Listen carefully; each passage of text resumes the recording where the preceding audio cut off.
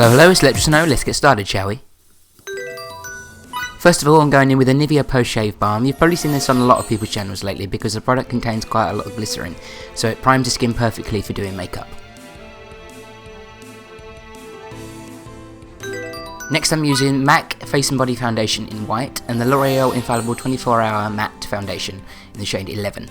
I'm mixing these two together in a ratio of 1 to 2, so 2 parts of the Infallible and 1 part of the MAC White Face and Body.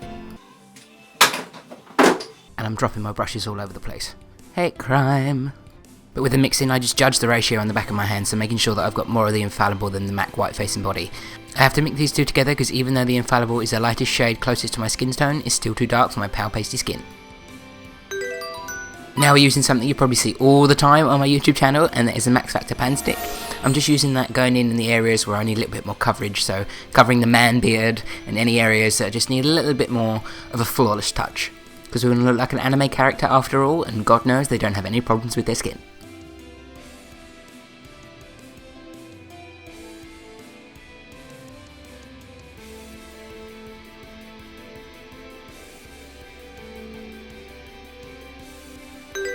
Now I'm using a Krylon Derma Colour Camouflage Cream, and this is in the shade D11, and I'm using that as my contour colour, so I'm taking that in my cheekbones, around my temple, and down the jawline. I'm not using this to contour my nose in this instance, because on anime characters they don't really have much of a defined nose shape, so I'm going to keep that without creams to contour the nose. I'm just going to be doing that with powder later on in the video. Carving in the jawline with this Derma Colour concealer is really important for this look, because if you've ever looked at anime drawings, they have the most ridiculous jaw structure and there's not even the slightest glimpse of a double chin. So cry to yourself on the inside if you don't look like that, and fake it till you make it. Now to highlight, and I'm going in with MAC Full Coverage in white, and I'm applying that into all to the highest points of my face.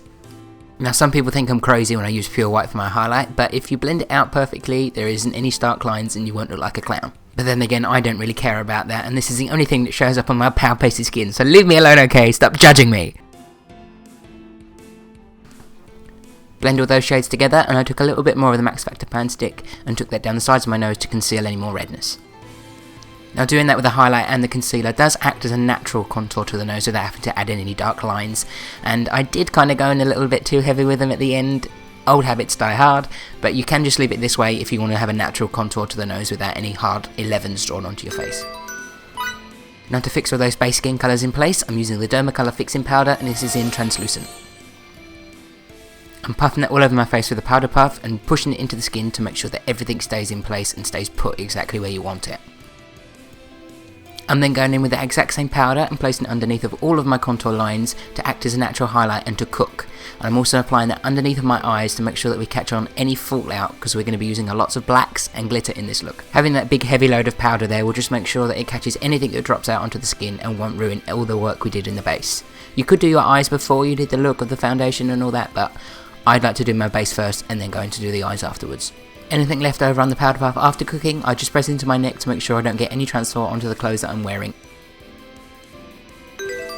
With MAC Mineralized Skin Finish in Medium Deep, I'm just going over those areas where we applied the contour with the Derma Colour, and I'm just dusting that on with the fan brush very lightly.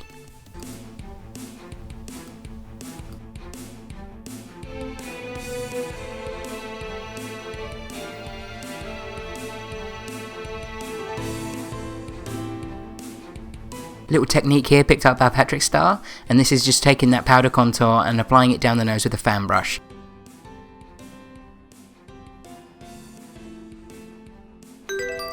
For the brows, I'm using my favourite Inglot palette, and these are the colours 322 and 338. I start off the brows by drawing a base line, and then draw a line above that parallel to it, connecting that up to the wing on the outside. It's kind of the tail of the brow, and then filling it in as it gets towards the centre of my nose. But just making sure that the inside proportion is a little bit more faded, and then the outer proportion gets a lot darker as it gets to the tail of the brow.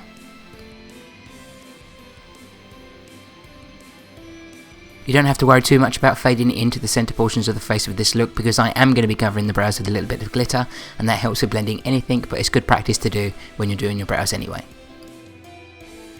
Repeat that exact same process on the other side, and a little tip to getting the eyebrows even is look at the area around the brow. Don't concentrate on looking at the brow itself, because that will put you off.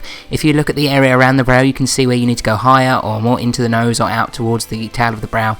If you look at the space in between and around the brow, that allows you to get things a lot more even.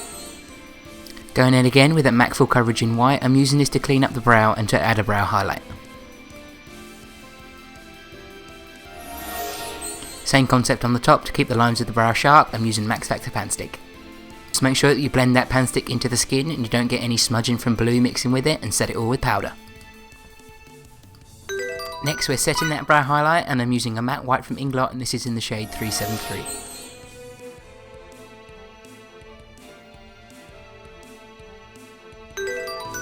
Now we're starting on the Halo Smokey eye, and I'm using a matte black from Inglot, and this is in the shade 391. I'm focusing that matte black on the inside portions of the eye and also on the outer portions as well. You want to make sure that this colour starts from really jet black in at the tear duct and then fades into like a nice gradient as it gets to the centre of the eye. You want to make sure that these colours are really darkest on the outer portions and inner portions, and do a nice gradient fading in to almost nothingness. With that same Inglot palette, I'm using a matte brown, this is shade 327, and I'm using that as a transition colour to help blend out the black into the skin.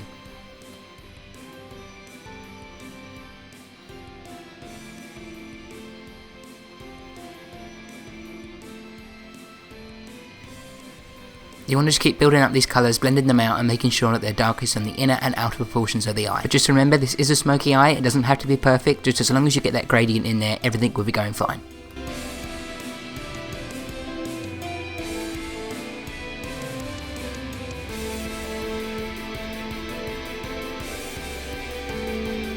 Now for the product that inspired me to do this look. This is like a chunky iridescent glitter, and this was given to me. I don't know where it's from. It's got no kind of labels on it or anything, but this is a chunky iridescent glitter, and I'm going to be applying this to the brows. I'm laying down eyelash glue onto the brow I've just drawn in, and I'm pressing the glitter into it, concentrating as much as it was possible in the centre of the brow and fading it out as it gets towards the tail.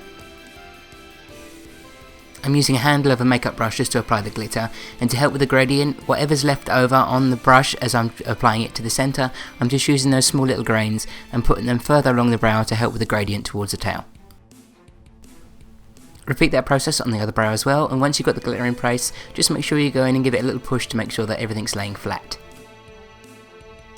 I found that the brow looked a little bit too flat on the skin, just being blue and glitter, so I went in with that same black from the Inglot palette and applied that on the lower line of the brow, just to give the brow a little bit more definition and make it look a little bit more 3D. I'm laying down a little bit of eyelash glue in the centre of the eye, and I'm going to be pushing teal glitter into it. This is just a craft glitter, and you just want to make sure that if you are using craft glitter, it's ultra fine milled, so that will make sure that it's not got any sharp edges and that it's not going to damage your eye. It is important to make sure that you check what glitter it is you're using on your eyes, because they are cut differently and some have different shapes the way they're cut if you look at the fine grains.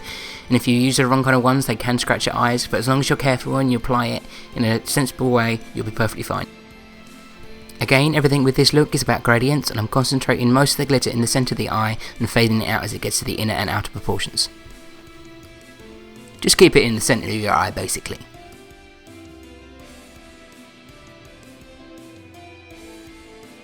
To add a base for a false eyelash and to darken up the black even further, I'm going in with Illamasqua Gel Eyeliner in Infinity.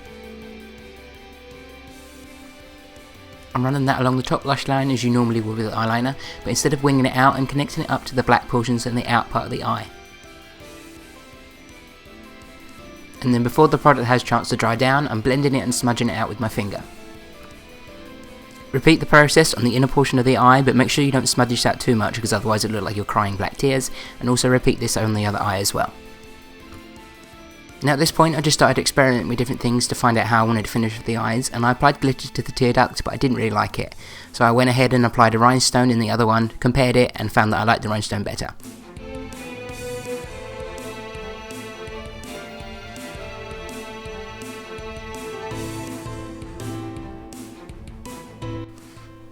I tried to wipe off some of the glitter, but it wasn't really having it, and I didn't want to mess up the eyes, so I went ahead and applied some of that black Inglot eyeshadow under the lower lash line to smoke it out, and then I blended in a very little amount of the glitter into the rhinestone to make sure that it all blended together.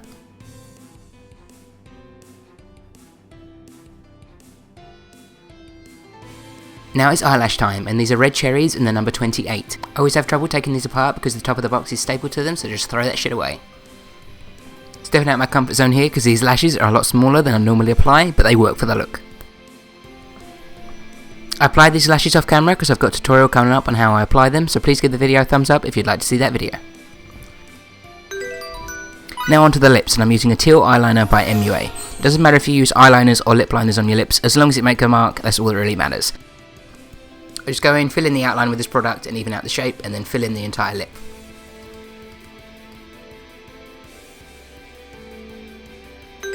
Now onto two of my favourite products to finish up the lips, and these are OCC Lip Tars in Pool Boy and RX.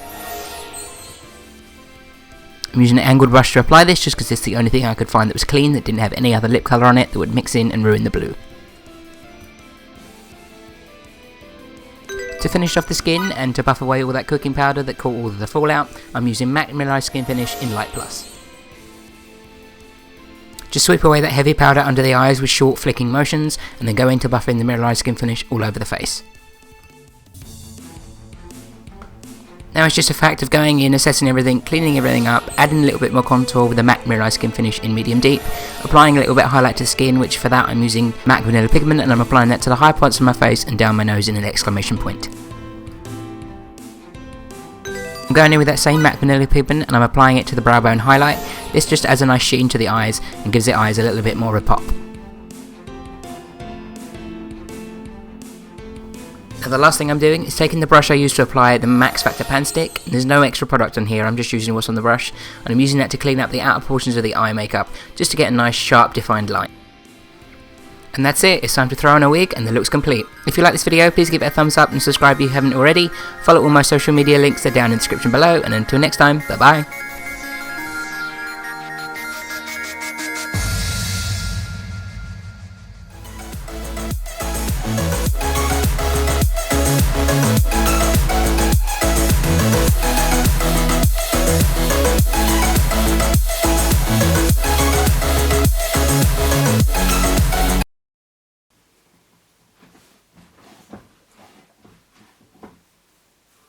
Tassels are fucking underneath.